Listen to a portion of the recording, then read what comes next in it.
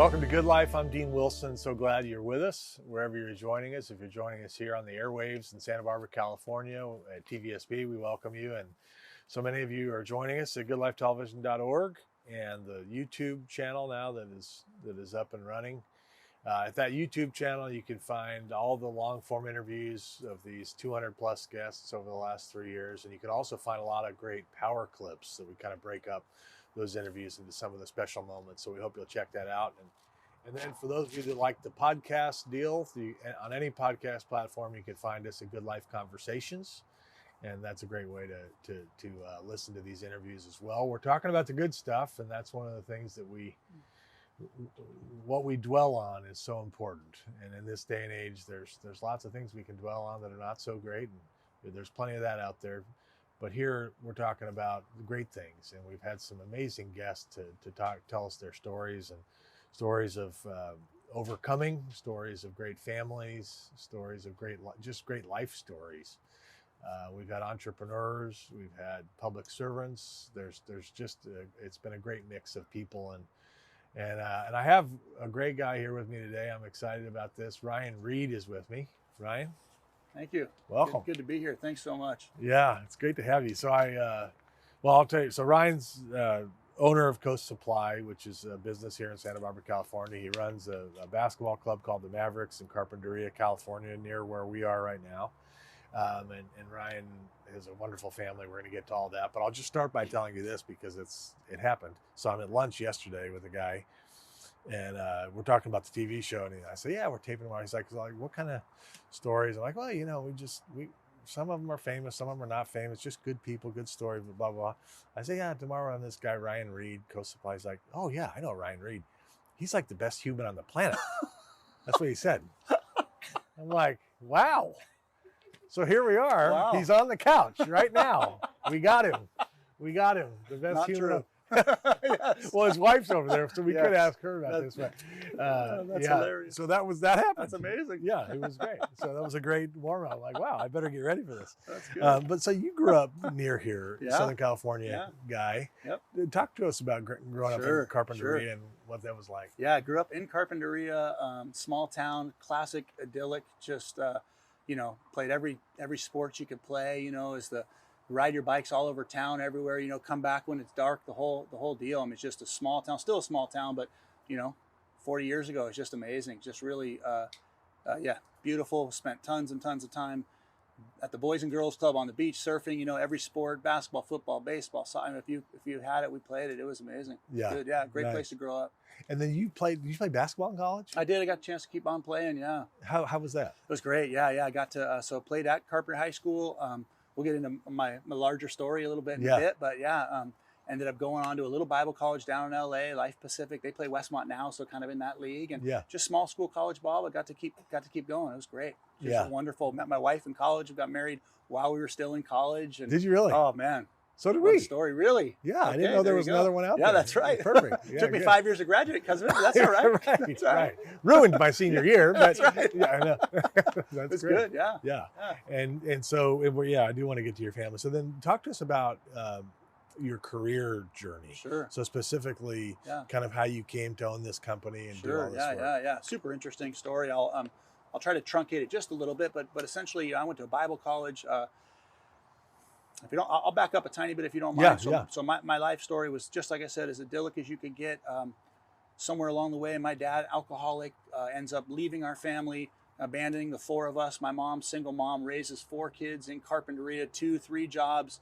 Tough times for us, but still in a beautiful place. And she was committed to raising us where our friends were, where we had roots, our church was, all that stuff. So through that, then end up as most young men without as much fatherly direction tend to get a little wild, and that was me. And so me and my friends, we would find ways to, as the Bible says, invent evil, right? And we just go out there and do it, and got into a ton of trouble. Eventually I find myself kicked out of school, kicked off the basketball team, and I'm just searching and languishing. And an old youth pastor invited me to a church camp. God found me at camp and changed my life forever. I'm 16 years old, and I just said, hey, if you'll still love me after all the garbage I've done, then you can have the rest of it. So here we are all those years later. I'm just still trying to figure out what he wants to do every day. So he can have all of it because he's amazing. And so that's sort of the life story that brings me into the career part. That's kind of where I want to dovetail that. So I ended up going to Bible college. You know, hey, I didn't have any idea what I was going to do with that, but I knew that's what the Lord, he could have in my life. So that's where we're going to go. End up going there, studying ministry, end up doing some pastoral work. So my life's been peppered with ministry work and business work. And most recently we took over a 70-year-old company that had been in Santa Barbara for 70 years, since 1945. Around the time I took the company over, we went to Disneyland. A 70-year-old company, and Disneyland was celebrating 60 years. And I looked at my kids and I'm like, hey, we're older than Disneyland. This is pretty good, right? So yeah, now 75 years, 77 years in the community, and yeah, it's been amazing. We've grown in the last 5 years. We've added several locations, so we've got 4 stores in the area, and God's good. I just a most amazing team that I get to work with. I mean, the guys I work with, I mean, a bunch of just, again, you talk about the best humans, and these guys are amazing. Every day I get to go to work with amazing team members. So great. Super grateful. Yeah, super grateful. And what an opportunity that is as the leader when you have a team like that that you can love on and invest in. Yes. I mean, isn't that a great opportunity? It's a great responsibility too. Yeah, that's right. But yeah, we take it real serious. We do a lot of sort of, you know, investment, as you said, into our team and personal development and things we try to do to just make sure that we're doing our part and stewarding well the resources of the people that God's allowed us to work with. But again, I almost feel bad. My team's so good. I mean, just good folks. Yeah. That's so. The way you described the 16-year-old experience. You know, we had another guest on here, and he was talking about, you know, I want to be clear. I didn't find God. He found me. That's right. 100%, man. You know, I agree with that guy. Yeah, that's right. I mean, it's an amazing thing. Yeah. I was actually thinking that this morning. I was up early and praying, and I just thought, man, this wasn't a thing that I went and saw. I mean, the Lord had to just blink. Yeah. Good. So I'm grateful. There's a guy, this author named Dallas Willard. Sure, you've heard of him. So he says, you know, you seek first the kingdom of God, and it finds you. Yeah, that's good. That's good. Which I thought that's I'll take awesome. that. You know what I mean? Like, for sure. We're seeking it, we're looking for it, and then But what a wonderful. So I don't even have some questions, but I mean, your faith journey. Yeah. Now, because you've got a family, then you've got kids of your own. Yeah. You're adopting, which I want to get to in a second. So we'll hold that thought. Mm-hmm. But what's this been like coming from the household you came from? Yeah. There was a lot of pain involved. Yeah. And so in one sense, you're kind of changing 100%. That's right. You know, something new. That's right. Yeah. What's that been like? Yeah. Such a good question. My mom's a saint, and anybody that knows my mom, Sharon, I mean, it almost drives me crazy. No matter where I go, I'm still like, oh, you're Sharon's son. It's like, no, I'm a grown man here. What do we, right? But still Sharon's son all the time, because she's amazing. Yeah. So through all those years, I mean, she was so faithful in prayer and faithful to drag us to church. And sometimes I'm going kicking and screaming. I want nothing to do with it, but she's there. So I see my mom all the time. Still, she's over yesterday. So she's still with us and doing well. But I think her just continuing to pray and put that in front of us kept us on that track. And then as Christ basically did what he did in my life and in my heart, a lot of pain and whatnot to deal with. But as we started having our own family, and I tell this to other men that grew up without dads and now are dads and are a little bit scared, it's like, man, we just soak ourselves in the scriptures. And I really believe that if we try to parent our children the way that God treats us, we almost can't go wrong. It seems a little counterintuitive, but God does certain things the way that he treats his children that we can pattern ourselves after, right? He's not impulsive with his children. He doesn't shame them. He doesn't turn his back and treat them, arbitrarily. He's just so faithful and kind and good, and yet he's not a pushover. I think right. the things in scripture allowed a young man like me. I had a youth pastor that said, hey, there's 31 chapters in Proverbs in 31 days. So you're a young man, read Proverbs every day. I've been doing that for 30 years, right? Wow. So you read the Bible and allow it to soak in. You learn these lessons of how God treats his children. And somehow in that, I've been able to then, allow that to shape the way that I try, right? Or you're a parent, right? Try to parent our kids the best we can. Right. Make 1,000 mistakes and then wonder what they're going to go into counseling for when they grow up, right? That's how it goes. I don't know.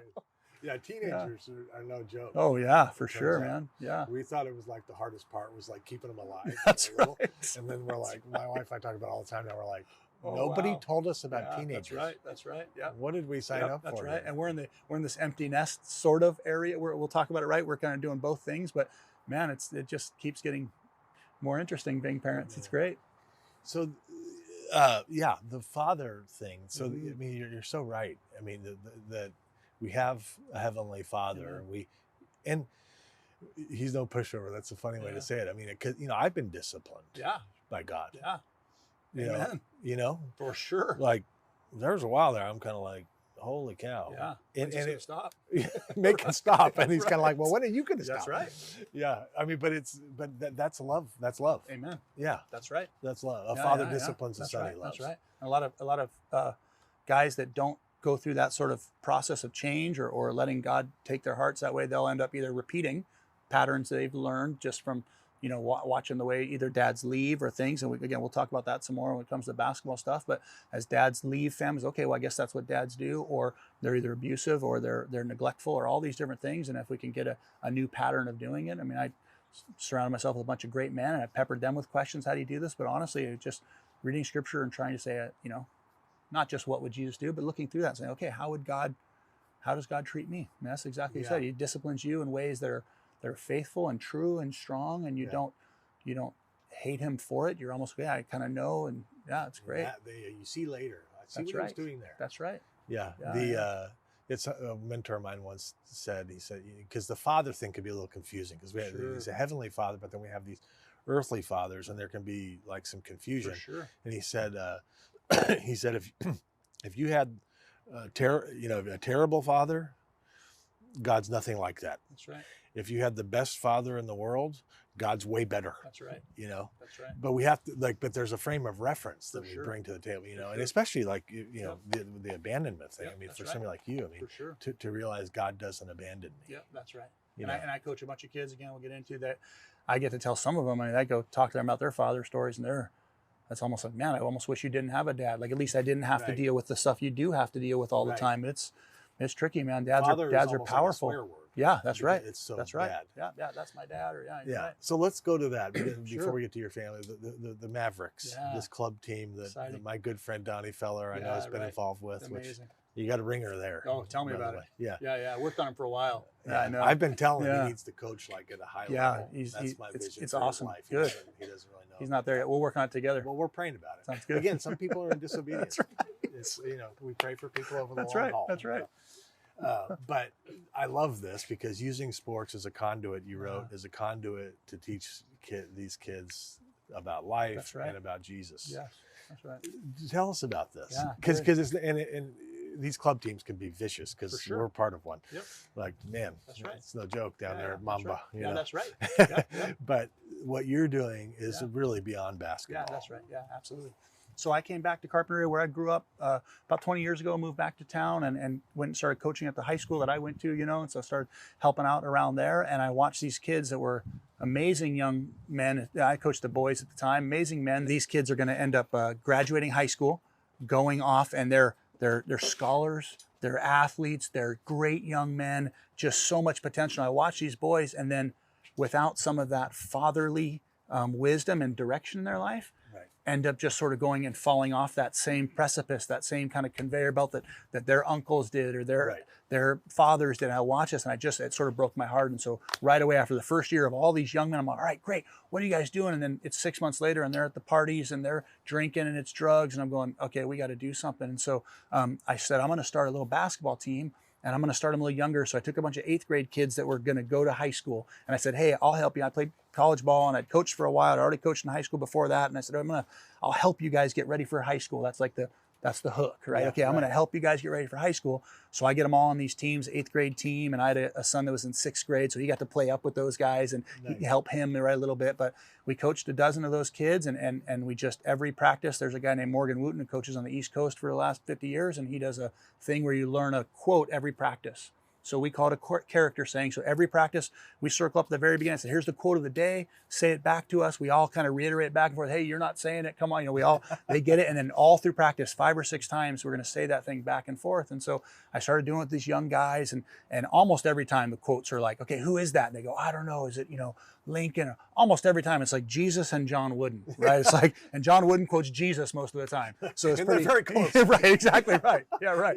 Yeah. So that was like, basically it's a character quote every time, and these kids, they loved it. And so the next year, those kids all went to high school and did it. The next team, we did 8th graders and 7th graders. So we had 2 teams. And then the next year, a bunch of girls wanted to play. My daughter was getting older, so it was okay, we'll do a 6th, 7th, 8th, and a girls team. So now we have 4 teams. That's 5 teams. That's 6 teams. Before you know it, I'm recruiting every guy that can play basketball, that loves the Lord, that can be close to these kids and get them out there. And this last year, we're on our 15th year.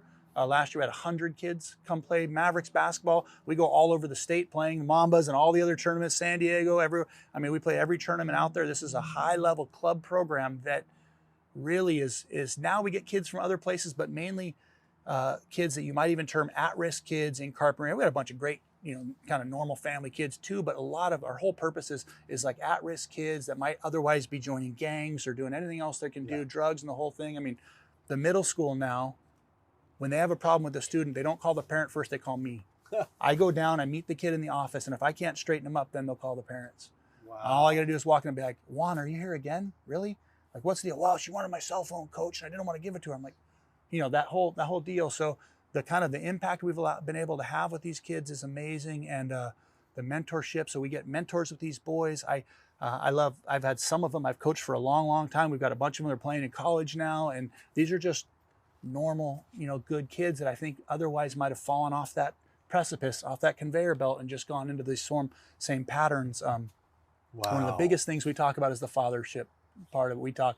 I teach these kids, one of the biggest things I want to hear them repeat over and over, say, hey, what we're going to do in this is, a bunch of you guys don't have dads. It's like epidemic, and we can talk about the epidemic in a second, but one of the things we say, okay, I want to know that you're going to be fathers that stay. That's what we're growing here, right? And I got 13-year-old boys, and they're like, coach, I'm going to be a father that stays. It's like, that's right. Kids that don't have dads, they don't even know what it looks like. They don't have, their uncles aren't staying. Nobody's staying, but they're like, I'm going to do it different. And I tell them now, my dream is that you'd be 30 years old walking down Linden and Carpenter and say, hey, coach, this is my wife. Right. And these are my 2 kids. Right. Like, that's our goal and what we do. And we use basketball as a trick, and we do high-level basketball. You said, Donnie helps, that guy's a genius. And I got a bunch of other guys that help me, ex-Westmont players, ex-APU players, a bunch of guys that help me coach, but they all know, like, nobody coached with me that doesn't know that it's a ruse to get them closer to Jesus. Right, what this is really about. It is, yeah. Yeah, coaches have a unique opportunity.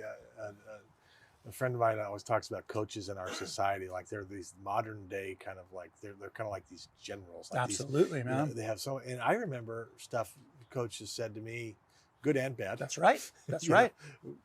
30 years That's later, the truth. Yeah, totally. It was like, you really pay attention when That's the coach right. talks to you. Yeah. So there's like an opportunity there. Yeah, I think coaches can speak into kids' lives, that some kids that there's some kids, other people will reach them, but there's some kids that no one's going to get to them to a coach. I got a bunch of kids, I can name you names of kids that so this last, about 5 years ago or so, I realized that a lot of our kids weren't getting manly touch in a way that they could understand. Like, they don't have dads or uncles or anyone. So like, no one's hugging these kids. No men are. They're either getting hit by men, yelled at by men, or abandoned by men. Yeah.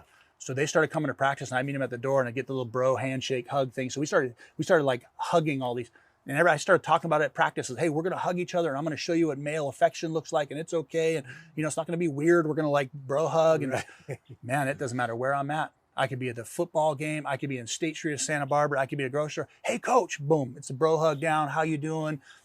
This last year, we sat them all down. And I'm in a post-game talk, a big high school tournament down in San Diego. And I sat them all down. I said, hey, that was a tough game. Like, but you guys did good. Like, I want to let you know I love you guys, And they're looking like, okay. And I'm like, hey, whoever I said, I said, man, I love you. And he goes, oh, I said, no, you're supposed to say I love you back. Like, this is a reciprocal deal. And I realized they don't know how to say it. Yeah. They've never had someone look them in the eyes and say, I love you. Yeah. So I'm like, oh, we're gonna, okay, everyone's at my house tomorrow night for dinner. I kicked all my family out. I had just my varsity team down, 12 of us around a table, and my coach, and we just went around this table, and I said, okay, tell him I want to hear your story first. And he tells me a story, and everyone's listening. These are all like stud athletes, seniors, juniors in high school. Some of these guys going on to play college football, basketball, and they start telling you their story about how their dad left their family, how they lived in a trailer or lived in a car, they were homeless. I mean, every single kid's crying around this table. We did this for an hour. Every single kid had these stories that would just wrench your heart. And every time they were done, we'd say, okay, guys, here's what we're going to do now. We're going to say, hey, thank you. We love you. Yeah. I love you. I love you. Now, anywhere you go with these guys, I don't know where to see you, man. They're with their toughest friends. Love you, coach. And they're learning, like, I can be loved, and I can love, and I can receive love. And that's like, that's the most amazing thing. I mean, just we're changing the way these kids see the world. And we tell them all the time, and we love you because we were first loved by Christ. This is where this love comes from. But I love you, man. Like, I'm like the old school crazy coach. Like, I tell them, like, if you're in a party somewhere, you go somewhere you shouldn't be, and you get stuck, man, you call me. I'll show up. It doesn't matter anywhere. I'll go anywhere. And they know, we're bananas like that. Yeah, we mean it. It's good. It's good. I need your cell phone number. Yeah. It's good, man. Stuck. Yeah, that's good, man. Call us. It's good.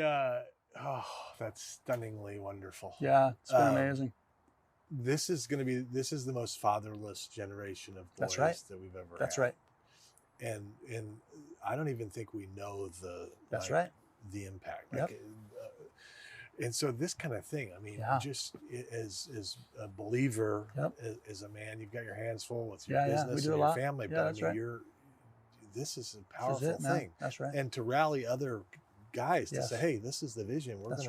I mean, those kids will never forget that night at your house around the dinner table. No way. Period. Yep. I agree. It's unbelievable. Yeah, I agree with you. Yeah, what a wonderful thing. So let's talk about your family. So, do you mind if I cut in? I want to talk about fatherlessness real quick, and then we'll get the family. Please. You mentioned it being the fatherless generation, and what we've seen is, and I sort of pseudo study this. Like, this is kind of my gig, right? Is this fatherlessness thing, and what we've noticed is that we live in a society and a culture that not only approves, condones, but encourages, divorce if you're not happy, right? Cohabitation, make sure you live together for a long time first and have some kids and make sure it's working. So we're encouraging separation and the break. It's a cultural, as a culture, we are asked to make sure we approve that. Right. And then over here, I've got to take care of a generation of young men and women with broken hearts that are just dying, saying, I wish my parents were together. I wish someone loved me. Right. So over here as a culture, we're saying this is great. Right. And then over here, we're trying to take care of all the wreckage, all the kids that are being hurt by it, saying, hey, by the way, this isn't great.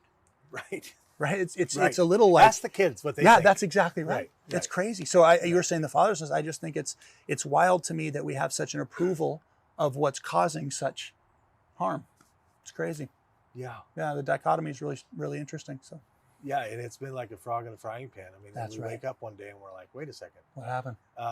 And then we wonder, I mean, I don't wonder anymore. When I meet these fatherless kids that we did some properties in Dallas, some apartment complexes. Yeah. And people are like wondering why the crime, and I'm like, this is not rocket science. That's right, man. I mean, I was not a great student at West Point, but even I get this.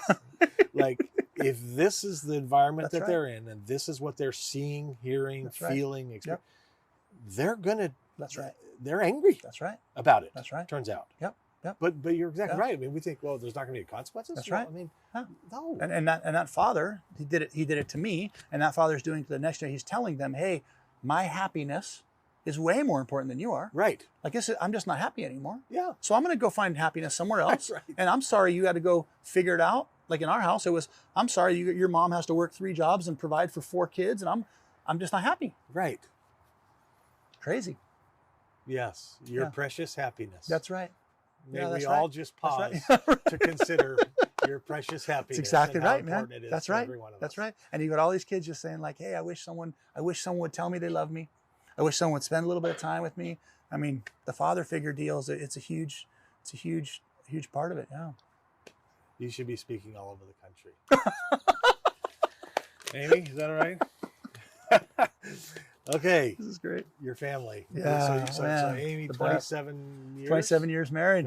Amazing. 3 kids. Yeah. And now you're adopting 3 boys. That's right. Tell us about this. Yeah. So 3, I call them 3 biological children. My oldest son has 2 children of his own now, so I'm a grandfather twice there. My daughter just had a new baby a week ago. So 3 biological kids, 3 miraculous kids, and 3 grandchildren. Wow. Crazy. Yeah. And So, tell us about the process, the foster adoption, great kind question. of this Yeah. world that a lot of people are in. Yeah, I always make a joke like, oh, it's super easy and smooth and goes really well. Right. Yeah, right. My story is a little bit different. I knew these kids when they were very young. I had a connection to their family, and so I would see them from time to time, and they kind of saw me a little bit as kind of an uncle sort of deal. And so I would see them, once a year or somewhere around there, and we'd all kind of, hug when they were real little. And then their parents came to us. They had gotten into drugs and alcohol and said, hey, we're going to lose our kids. The courts have taken our kids away. Would you look after them for a month? And it wasn't going to be a month, and so my wife and I are praying, like, can we take in, there's 4 of them, 4 brothers. They said, we're going to take these 4 brothers and we're going to split them into 4 different homes unless you'll take 4 kids. And we're just like, oh my gosh, to your point, I got a business, I got a family, I run a nonprofit, I'm involved in my church. Like, I don't know how I'm taking 4 kids. And we prayed and prayed, and finally, like a month into it, they're like, hey, like, we need to know today, and my wife and I, we can't say no. Yeah, we'll say yes. We have to say yes. I get a call half an hour. I'm at my desk. Half an hour later, my wife's like, hey, they're here. I'm like, oh, who's there? The kids are all here. Oh my God. A half an hour? What are you talking? Like, they were packed and ready for us to either say yes or ship them somewhere else. So they came, dropped, like you see in the movies or hear about. They had their trash bags over their shoulders with all their stuff. They came into our house. Not get too spiritual on it, but at the time we had bought a house we were renovating. We always kind of buy little fixtures, fix them up. At the time we were in the largest house we happened to buy. It was the cheapest house in the market. Bought the biggest house, and all of our kids were going to college. My wife's reading empty nester books, like Right. What's next? Yeah. And we bring in 4 boys in this house that's just like made for them.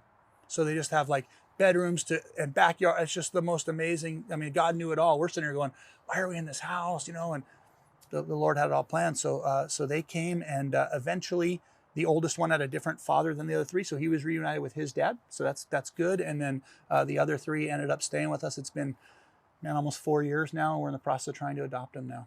And they're the most amazing kids in the whole world. Like, God just blessed us fostering super hard, and it's challenging. And we know a lot of foster parents. I feel bad. These are the 3 best young men in the world. They're incredible. What a gift. Yeah. What are their ages now? Seb is 16. I don't know if I'm allowed to say their names. We'll go 16, 13, and 9.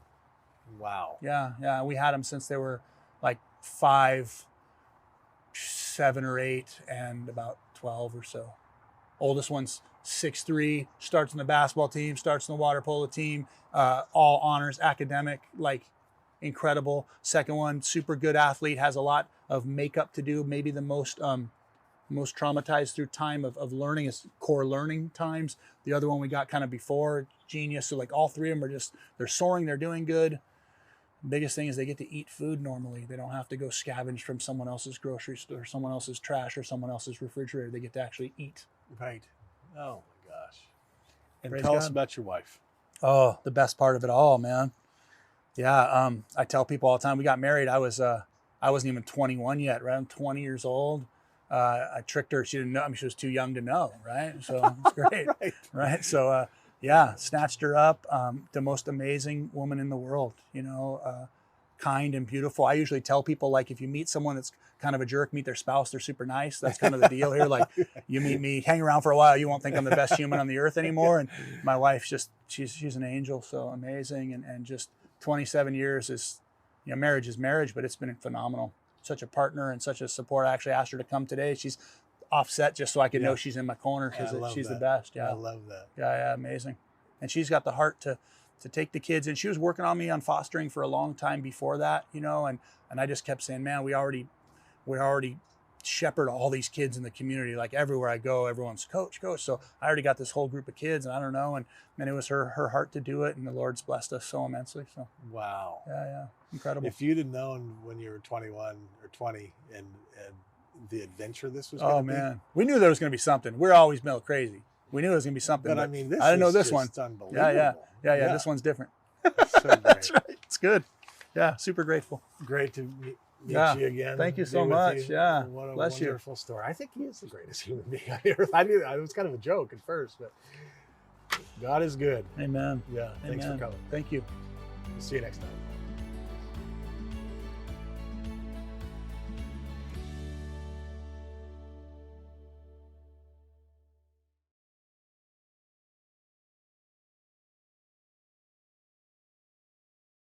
You know, it's amazing what can happen in life. We've had so many guests where this has been the story, where something that is devastating happens, whatever it is, if it's a death of a child, or we've had all kinds of stories where somehow that situation can be redeemed, where God actually can transform it. And the Bible talks about how beauty can come from ashes. If you think about a fire pit with just a pile of ashes there, how God can make that something beautiful.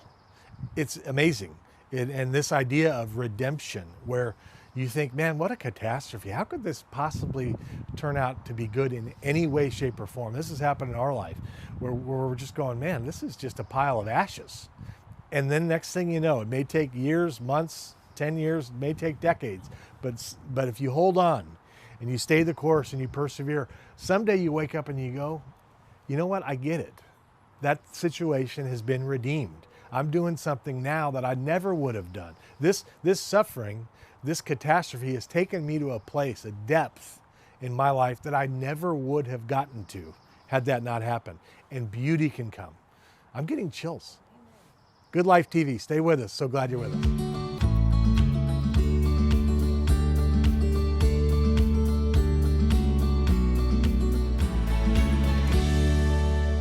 Welcome to Good Life. I'm Dean Wilson. I'm so glad you're with us wherever you're joining us. If you're joining us locally on the airwaves here in Santa Barbara, California at TV Santa Barbara, we welcome you. We're so grateful for all of you who are joining us from around the world at goodlifetelevision.org and on our podcast, Good Life Conversations, which you can find at all Spotify and all the different platforms. We see many of you are joining us there, and so we're grateful. You can also find us on all the social media platforms, and we're talking about good stuff. We're talking with good people.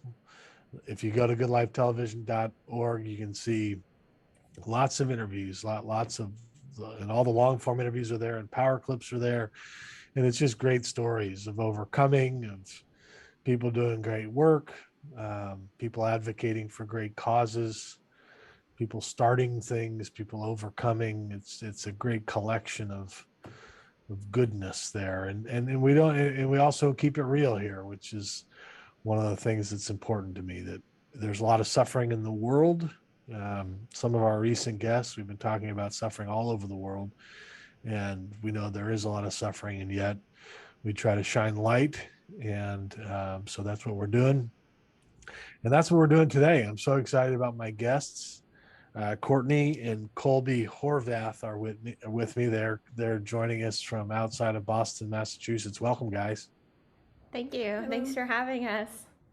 So Dr. Courtney Horvath is a board certified toxicologist and drug development professional. And so she's had and she once was a ballet dancer. I did read that. Yes, true. And then she completed her PhD in postdoctoral training at Dartmouth Medical School. So she's had a distinguished career. And Colby, which we're going to talk about, a lot. And I will say that as you're looking at the screen, you can see some of Colby's photography behind you. We're going to talk about that. But Colby's journey with lymphoma starting at age 8 led to and inspired Courtney to become a passionate advocate for childhood cancer patients and to raise awareness of desperate need for more targeted and accessible treatments. And so we're going to talk about that. So maybe Courtney, maybe you could start with taking us back to the beginning of this journey, this starting at age 8 with Colby. Take us kind of back to the beginning of that. Definitely. It's actually interesting because it was exactly 2 years ago today, right now, that we got a phone call. It's funny to be here talking about this because it seemed like we would never make it to this point. But for quite some time, Colby just had a small mass underneath his ear. We had it screened, looked at, all signs pointed to it was nothing to be concerned about. Over time, it started to kind of change and develop in a way that his physician thought we should just take it out. But even at that point, there was absolutely no concern that it was going to be anything more than just a benign kind of growth. and Colby had the mask removed. This happened right at the start of the pandemic. My husband actually is an ICU doctor, so he was in the hospital heading up a lot of the surge capacity with the number of patients that were coming back in March of 2020 with COVID.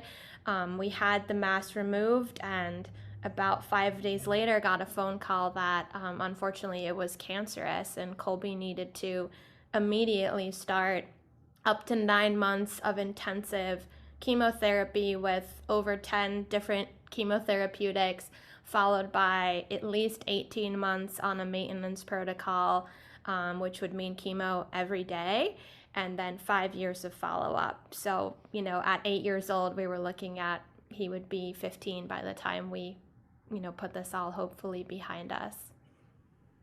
Wow. And so 2 years ago, you get that call. Talk about receiving that and talk about kind of the family, how families are dealing with this. Very rarely do we get to talk to one and actually get inside, what goes through your mind.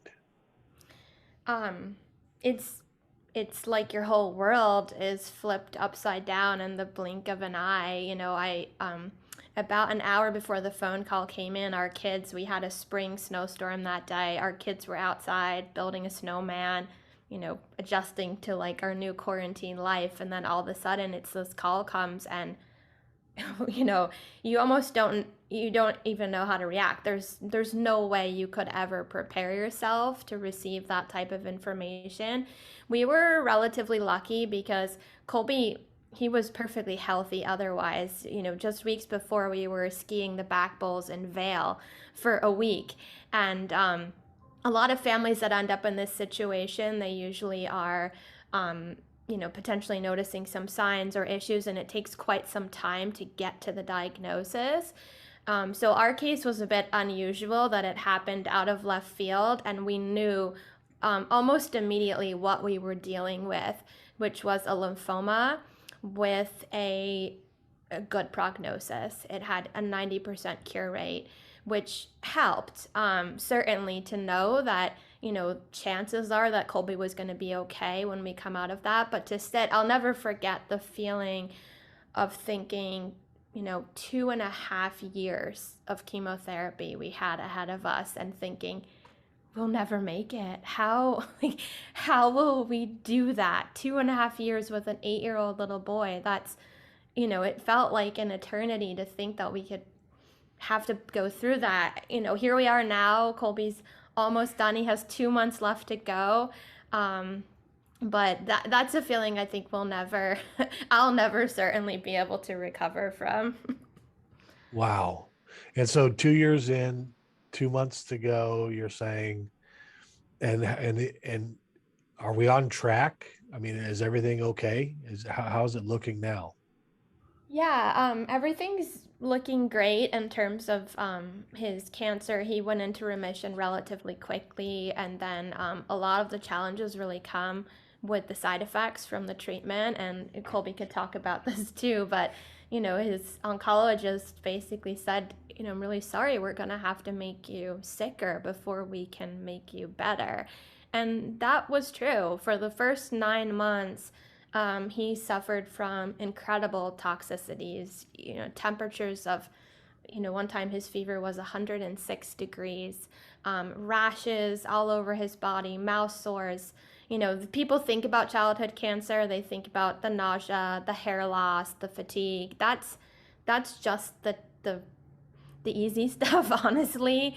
There's incredible toxicities that come along with these drugs that are really old.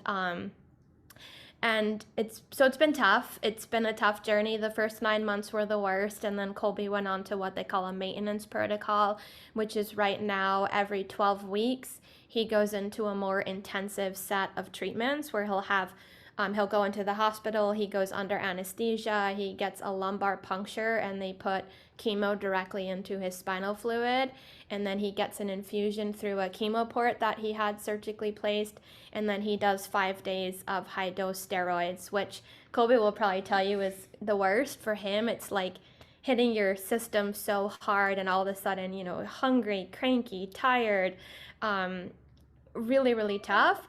And then after that kind of real week of difficulties, Colby basically he takes oral chemo at home every day. So every night before he goes to bed, he takes chemotherapy. But for the last year or so, he's been able to live a relatively normal life, aside from the fact that he's much more fatigued than a normal 10-year-old little boy. And those weeks that he has the treatments really knock him off his feet for usually a week or two. Wow. So Colby, you're a tough guy. Yeah. What's this been like for you? It's been pretty hard for me because as my mom said, there are so many toxicities. There are fevers, mouth sores, rashes, and on top of all of that, I've had to wear leg braces. So it's really hard for me to do anything and keep up with my friends. I've also lost most of my hair, but now, as you can see, we're back in business. It looks good. It looks good to me. Mm-hmm. Wow. So this has been a life-changing thing. So, well, Colby, I admire you a lot. Very few people can make it through what you've made it through for 2 years. It's incredible, and you are really strong, and I know your mom is too. So I want to talk about how you got into photography. Tell us what started this. Well, so one day I was in the hospital, and my child life specialist, her name is Heather, shout out to Heather, told me about this foundation called Pavlov, and it's basically it's a foundation that helps kids with cancer express themselves in basically a new language, which is taking photography classes. And pediatric cancer is drastically underfunded, and Pavlov actually helps that. All the money that they raise, they give it back to make new medicines. Really? And Courtney, you joined the board, right? I did. I recently joined the board. We've just been so, when your child goes through something like this, it's hard to not want to contribute and try to make a difference. And I think we've had a lot of energy around, raising money and raising awareness. And the Pavlov Foundation has just been something that's been close to our hearts for many reasons, but Colby in particular has really benefited from the program. He took a number of photos, which you can see behind us. He loved going to the class each week, and he really found a way to express himself and his feelings. It might be hard to see, but we could send it to you. The photo in the middle, it's a tree that is, I'm not actually sure if it was struck by lightning or what, but you can see it's kind of half dead and half growing. And Colby, interestingly, he had some really bad toxicity from one of his chemos, and in the end, he ended up not being able to walk. It was right at the time when he signed up for Pavlov. They sent him a package with a camera, and excitement around starting this class. And it was the motivation that Colby needed to get off the couch, to try to progress a little bit more. So we would just take his camera, and each day we would go out and we would walk, and we would get a little bit further, just a little bit each time. And as he got further into the course, we made it around into our neighborhood, and Colby took a picture of that tree. And throughout the course, they had to, sort of think about what the photos meant. And he described it. He named that photo Resilience. And he described it, he wrote in the course, "This tree is like me because it looks like it's been through some tough times, but it's growing from them, just like me." And, for us to be able to see Colby have a different type of voice to express himself, and also know that the money that Pavlov raises is not just going to, fund the cameras and stuff, but it's also actually going to fund grants that help find less toxic treatments. It was really like the perfect fit for us to put some real energy into helping to advocate. Wow. Well, Colby, I love photography too, and I'm not as good as you, but I do have my camera, and I basically photograph my kids playing sports. I've become like the dad with the camera. I'm that guy, um, and I'm not that great. But what do you like about photography? I like it because it's kind of like seeing things from a totally new perspective. If like I see something cool, I could be like, "Oh wait, that's so cool." And I could just get out my camera and like look at the positioning and then take a photo. And it's also really exciting to know that taking one photo could help save lives maybe. Yeah, absolutely.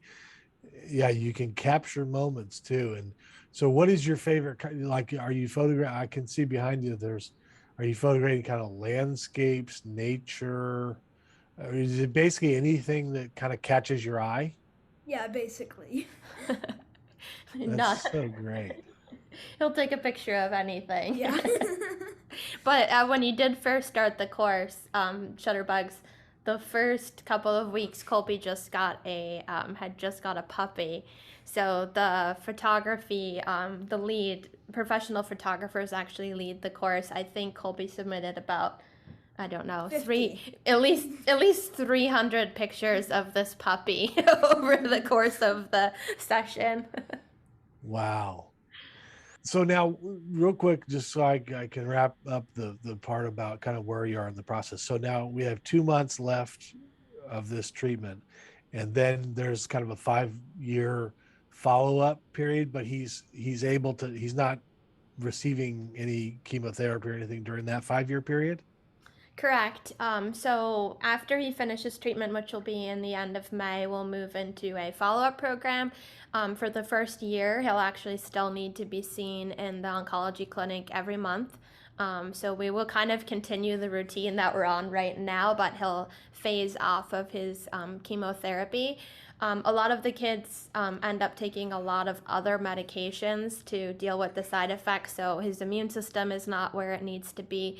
He'll continue a lot of that medication for probably about 6 months until hopefully his immune system recovers and a lot of the toxicity will hopefully start to come back to a better and healthier state. But yeah, that's the plan. So we've got another couple months to go, and then we'll hopefully start moving forward and helping his body to recover and heal.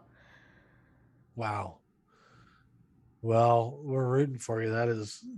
I'm glad to be here 2 years in. I'm glad you're not back 2 years from today. I'm glad you've made it, and you're getting close to seeing the light, which is exciting.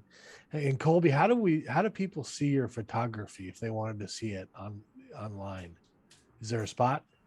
Yes, there actually is. I'm glad you asked that.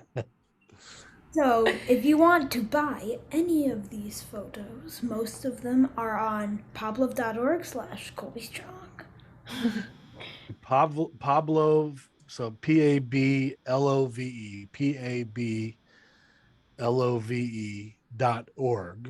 Yep. /Colby Strong.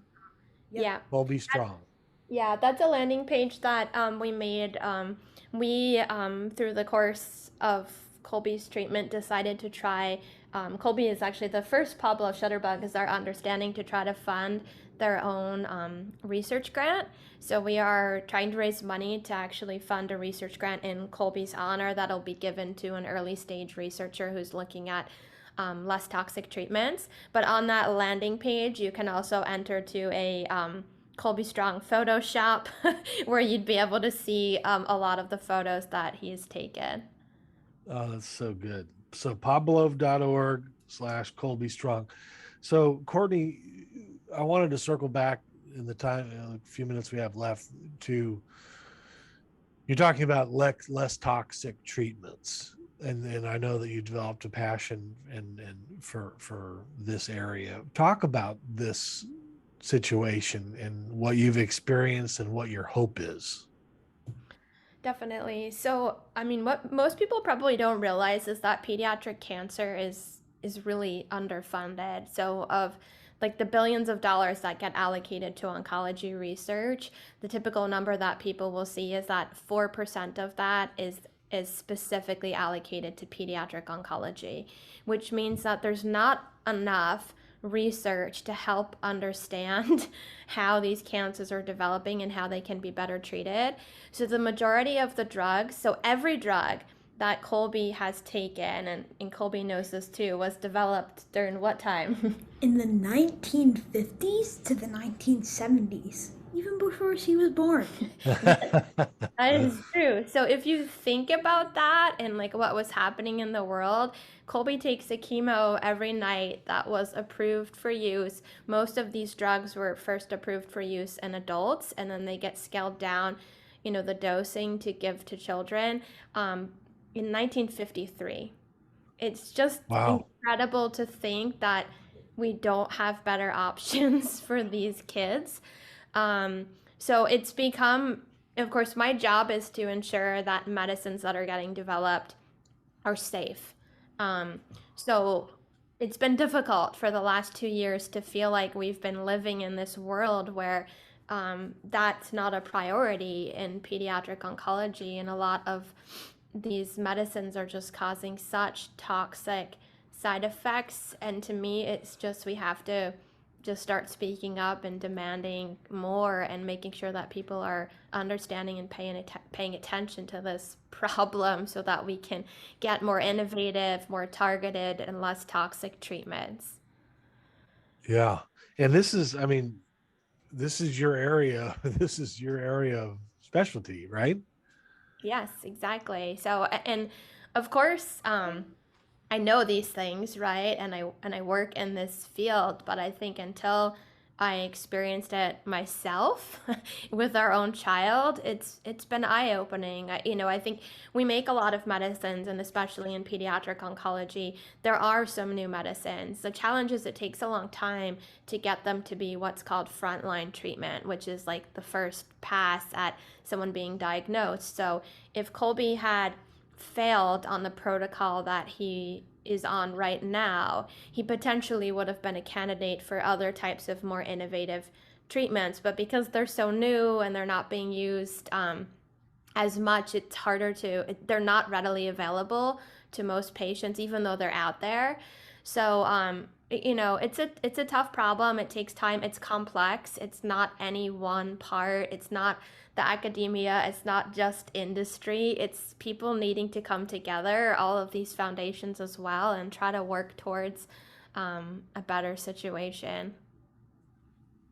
Well, it will be. I'm really interested in that as well. We'll be certainly following the progress, and so the Pablo Foundation then is not only helping kids like Colby just in terms of the photography and stuff, but they're actually giving back money toward research. Correct. So the money that comes from donations and also selling the kids' photography and partnerships like they've just developed with Fracture Glass, which is what these are all printed on, are glass. Fracture Glass has just started selling Shutterbug, a collection of Shutterbug's photography. So the great part is that money that's raised, exactly as you say, it doesn't just fund helping the kids with photography, but it funds seed grants for researchers that are kind of more early in their career, that are just starting out, that have a great idea, but don't have enough experience to maybe get a big governmental grant just yet. So Pablo Foundation funds these seed grants, and then it allows the researchers to develop the data that they need to then get a much bigger grant and hopefully make an impact in the near future. Oh, that's so good. So people can go to pablov.org, right? Correct. And if they're interested in giving, if they're interested in learning more, Pablov, so PABLOVE.org. Yeah. And if you want to see photography from the great Colby Horvath, you can go to pablov.org/Colby Strong. So Colby, just remember, if anybody asks you, what you've done in life, you can always say, well, I beat cancer. What have you done? Exactly. He's done a lot more than the average 10-year-old. Yeah, Colby, you're amazing. You're going to have an amazing life, and you got an amazing mom, and we're rooting for you guys. Congrats on the photography. I need to learn something from Colby's photography, that's for sure. But thank you guys so much for coming on. Thank you so much for having us. And we'll see you next time.